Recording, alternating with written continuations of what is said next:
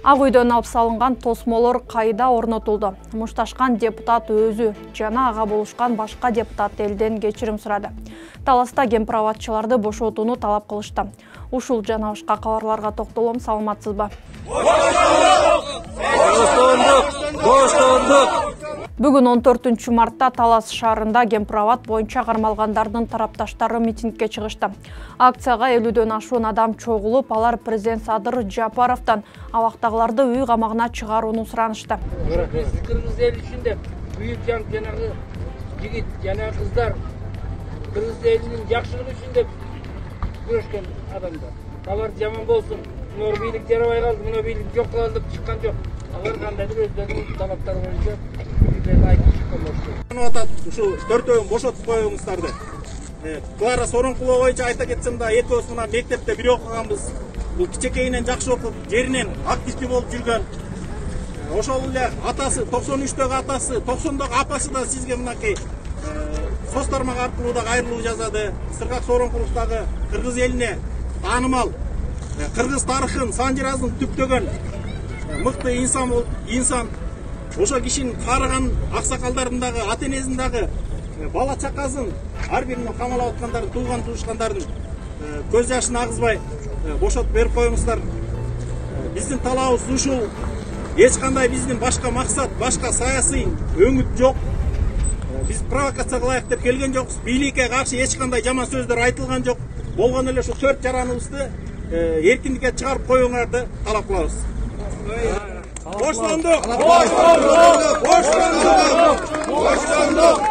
Кошумчалай кетсек, 17 мартта мыйзамсыз камоолорго, сөз эркиндигине басым жана мыйзамдуу чогулуштарга чектөөгө каршы акция өтөт. Жогорку кеңештин депутаты Жаныбек Абиров катышкан мушташ боюнча 2 адам кармалды.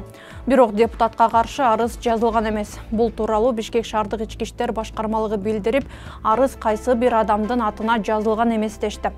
Ошентип милиция Калайман мушташ боюнча депутатты эмес, жанындагыларды кармаптыр. Алар Жаныбек Абировдун шайлоо учурундагы расмий өкүлү Эрбол Пазылов менен жогорку соттун мурдагы төрайымы Жаңыл Алиеванын уулу Данияр Аксамаев экени айтылууда. Ал эми жабырлануучунун апасы президентке кайрылып, депутатты жоопко тартууну суранды. Жапаровдон суранам ушуну. Депутат эле деп жаап койбой, калыстык түрдө карап берсин. Мен да жалгыз балам, кокусу өлүп калса, ушуларды сабаган балдар мага таап келет беле баламды. Мейли го, ден соолугунга оңдойт экенбиз. Дарыланат экен, а кокусу өлүп калсачы, таап беришет беле мага ушу баламды. Атасы өскөн бала бул кичинекейинен бери, 4-класстан бери атасы жок калган бала. Мен жалгыз балам бул. Аларга окшогон депутат бай эмеспиз. Ал арада депутат Жаныбек Абиров элден кечирим сурап, мыйзамга ылайык жоопкерчиликке тартылууга даяр экенин билдирди. Мага байланыштуу окуяга баарыңыздар күбө болдуңуздар. Учурда укук коргоо органдары иликтеп жатат. Мен тергөө менен кызматташып, бардык керектүү маалыматтарды берүүгө даярмын. Кыргыз Республикасынын мыйзамдарына ылайык жоопкерчилик тартууга даяр экендигимди жана болгон окуянын олуттуулугун толук түшүнүп жаткандыгымды баса белгилейм. Мен эл өкүлү катары кандай гана жагдай болбосун эмоцияга алдырбашым керек болчу. Ооба, мен ката кетирдим, чоң күнөө мойнумда бар. Жана кырдаалды жөнгө салуу үчүн бардык күч аракетимди жумшоого даярмын. Жабырлануучудан, анын үй бүлөсүнөн, досторунан кечирим сураймын жана бардык колдоолорду көрсөтүүгө даярмын. Ошондой эле шайлоочуларымдан, бардык кыргызстандыктардан чын жүрөктөн кечирим сураймын. Абировдун кылыгы үчүн башка депутат Фархат Алимжанов дагы кечирим сурап, орозо айынын алдында кечиришели деди. Ыйык Рамазан айынын алдында баарыбыз бири-бирибизди кечирсек туура болот деп ойлойм. Биз баарыбыз адамбыз жана баарыбыз ката кетиребиз. Кырсык айтпай келет. Кудай бул сыноонун аягын жакшылык менен бүткөрсүн. Элибиз уулун кечирет деп ишенем. Эскерте кетсек, 12 мартта соц тармакта бир топ эркек кишилердин мушташкан видеосу тарап, арасында парламент депутаты Жаныбек Абиров дагы бар экени аныкталган.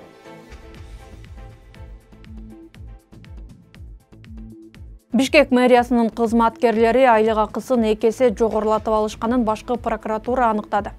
Мунун натыйжасында мэрия кызматкерлерине мыйзамсыз түрдө 781 миллион сомдук көбөйтүлгөн өлчөмдө акы төлөнгөн.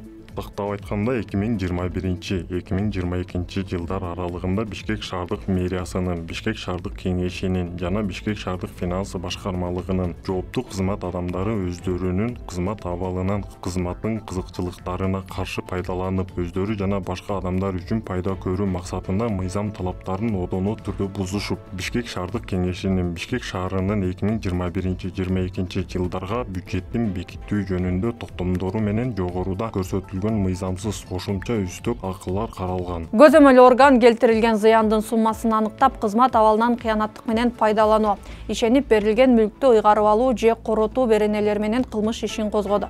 Теманы улай эле. Бүгүн депутаттар Бишкек шаарынын мэрин түз шайлоо системасын киргизүүнү сунушташты. Демилгечи Жанар Акаев шаардын мэрлерин бат-баттан эле алмаштыра берип, эл алардын атындагы жаттай албай калып жатат дейт. 8-ci мэр 2 жылдын ичинде. 8-ci мэр. Бишкектиктер, биздин Борбор калаанын тургундары мэрлердин атын жаттаганга үлгүрбөй калып атат. Биз бул мыйзам долбоорунун негизги максаты шаардыктар шаардын башчысын түз шайлашы керек. Мэр болчу адамдар чыгып өзүнүн программасын айтсын. Мен Бишкек шаарын мынтип өнүктүрөм турам. Смог маселесин мондай чечем. Жаңы конуштардагы маселелерди монтип чечем деп. Президент өзү баш болуп, жаңы конуштардагы үйлөрдүн документтерин бүтүргөнгө өзү баш болуп чуркап жүрдү. Мэр жаңы конуштардагы авто тыгын маселесин, шаарды жашылдандыруу, инфраструктураны өнүктүрүү, башаламан курулуштар, ошонун баарына Бишкек шаарын башкарам деген адамдын конкреттүү көз карашы, конкреттүү чечүүнүн жолдорун билген, өзүнүн программасы бар адам мэр болуш керек. Эмне үчүн түз шайлоо пайдасы тиет? Мэр болом деген адам чыгып өзүнүн программасын айтат. Элди бүт барын ар бир короого чейин кыдырып, мен Бишкекти мынтип өнүктүрөм деп айтат. Азыр андай жок. Азыр бир 2-3 гана кишинин көңүлүн алыш керек мэр болом деген адам. Анан мэр болуп мындай отура берет. Депутаттар демилгени колдоп, Бишкектин эле эмес, Оштун мэриндагы эл түз шайлашы керектигин сунушташты эле. Депутат Жусупбек Коргонбай уулу буга каршы чыкты. Айтымында Оштун мэрин түз шайлоо стабилдүүлүккө терс таасирин тийгизет. 60%-ин Ош шаарынын өзбек улутундагылар түзөт. Мен өзбек улутун жакшы көрөм, бир туугандарыбыз. Бирок баягы саясатта ушундай мэр шайлоодо, депутат шайлоодо, президент шайлоодо бузукулар, 3-чү тарап, 4-чү тарап дегендер чыга калышы мүмкүн экен. Андыктан, урматтуу депутаттар, моундай мыйзамдарды кабыл алганда стратегиялык жагын, улуттун, кыргыз мамлекеттин бүтүндүгүн эске алып, жакшына аяр мамиле кылганыбыз жакшы. Бизге стабилдүүлүк, мамлекеттин өнүгүүсү эң биринчи кезекте. Талкуунун жыйынтыгында тармактык комитет мыйзам долбоорунун концепциясын жактырышты. Сиз Арча медиа редакциясы даярдаган жаңылыктар чыгарылышын көрүп жатасыз. Биздин YouTube каналга катталыңыз. Биздин Экств телеканалынан көрүп жаткан болсоңуз, экранда көрсөтүлгөн QR код аркылуу катталсаңыз болот.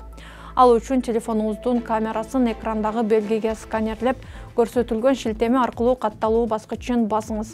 Чыгарылышка лайк басып, пикир калтырып бөлүшүңүз. Бул менен сиз объективдүү маалыматтарды жайылтууга көмөктөшкөн болосуз. 13 жаштагы кызды зордуктаган милиция кызматкери 15 жылга эмес 6 жылга эркинен ажыратылды.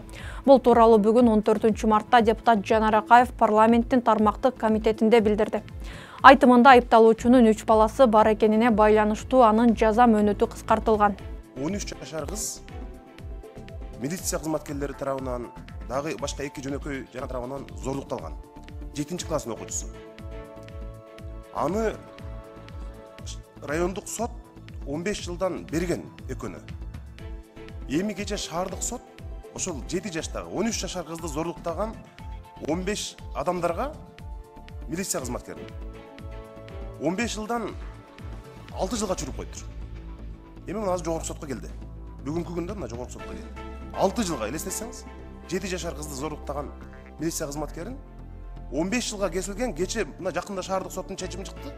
Бул эми 3 баласы бар экен, жеңилдетип койбосок болбойт деп туруп 6 жылга чүрүп койду.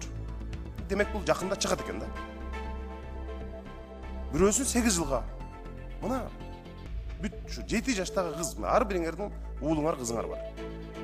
Мына бирөөсүн 10 жылдан 8 жылга түшүрдү. Мына эми Нургул Жакып мына ушуну бир жеке өзүңүз көзөмөлгө алып бир контролдоп койбосоңуз болбойт. Мына жакында жогорку сотко келди. Мурдагы Мурда райондук сотто Орозбекова прокурор өзү келип бүт катышып, бүт абдан жакшы бир негиздеп берип, 15 жылган срок берилген эле. Бүгүнкү күндө ошол милиция кызматкерлеринин туугандары, анча-мынча органдарда иштешет экен. Үй бүлөгө ошол 7 жашар кыздын ата-энесине үйүнө келип коркутуп кетишет экен. Ар кандай ыкмаларды колдонуп, басым кысым жасап, кызын охрана менен мектепке апарып кеткен, чоң кызын.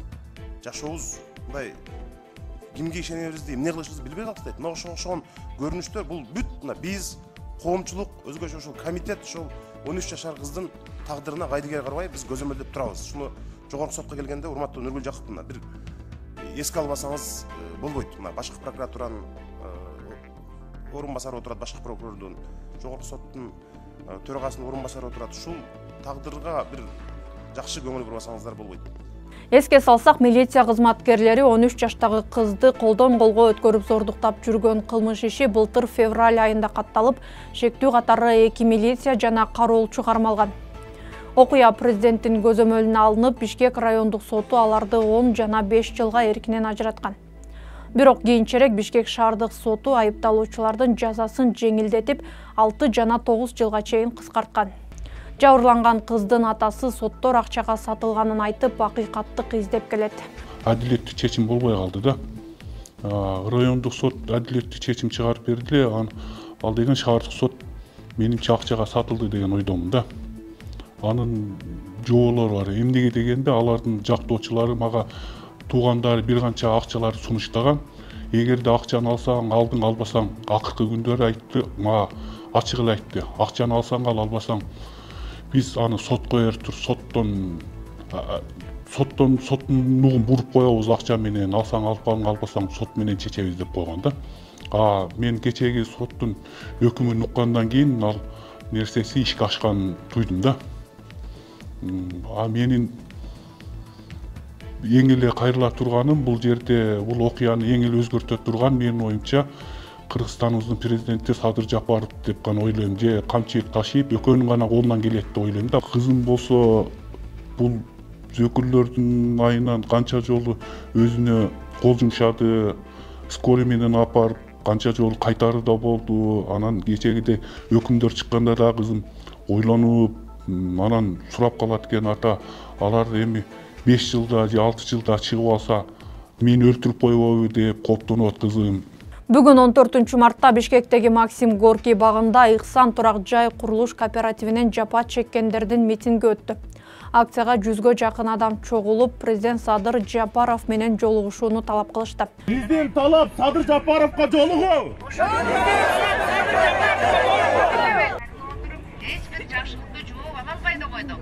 Эми биз ошо таманак маңдайдери менен өзүбүздүн акчабызды өзүбүз ала албай турганыбызга өтө өкүнүчтүү болуп турат. Бирөөнүн акчасын сураган жокпуз. Өзүбүздүн акчабызды процентине да жөн койсун айланат. Өзүбүздүн акчабызды эле кайра кайтарып берсинчи деп. Элим өтө ушул болот. Эл сөзү ушул болуп турат. Анын ичинде менин сөзүм да ушул болуп атат.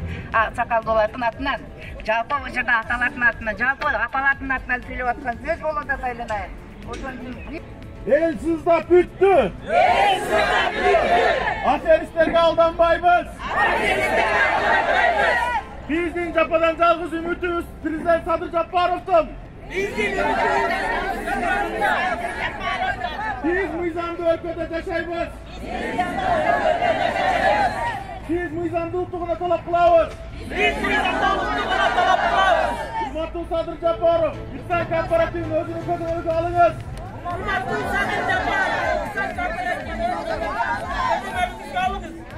Эскерте кетсек, Ихсан Групп кооперативинин жетекчиси Акинай Бекмурзаева алдамчылыкка шектелип, былтыр июль айында кармалган. Учурда ИИМдин тергөө кызматы тарабынан тергөө иштери жүрүп жатат. Ак үйдөн алып салынган тосмолор Ысык көлдөгү Алтын балалык реабилитациялык борборуна орнотулду. Тосмону мурдагы саламаттыкты сактоо министри Алымкадыр Бейшеналиев Ысык көлгө алып кеткени маалым болду. Бул тууралуу Алтын балалыктын соц тармактагы баракчасына жарыяланып, тосмолорду орнотуу иштери аяктаганы айтылат. Ар кандай кылыгы менен коомчулукту таң калтырган Бейшеналиев тосмолорду кум менен көмүп орноткон. Ушундай кабарлар менен чыгарылышты жыйынтыктайм, саламатта калыңыз.